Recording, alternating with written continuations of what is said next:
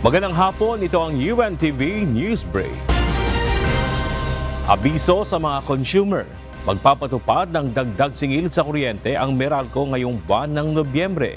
Base sa abiso ng Meralco, tataas ng 43 centavos per kilowatt hour ang singil sa kuryente ngayong buwan dahil sa pagtaas ng presyo ng generation at transmission charge at buwis na ipinapataw sa power supply.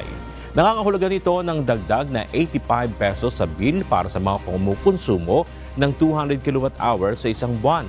Dagdag na 128 pesos kung 300 kWh, 171 pesos kung 400 kWh at additional na 214 pesos kung umaabot ng 500 kWh ang konsumo sa kuryente.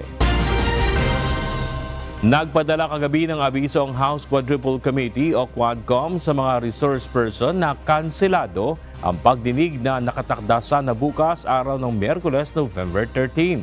Ililipat ang pagdinig sa November 21 sa susunod na Huwebes.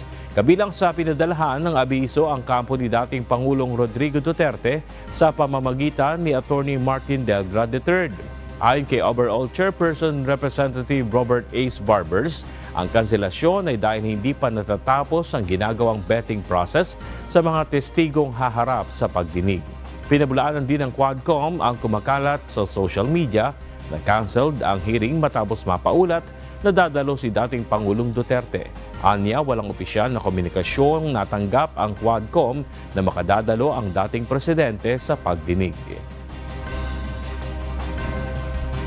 Hanggang ngayon, as I speak, wala pa ho kami nakukuhang confirmation coming from the former president that he is attending if we will push through with the Wednesday committee hearings.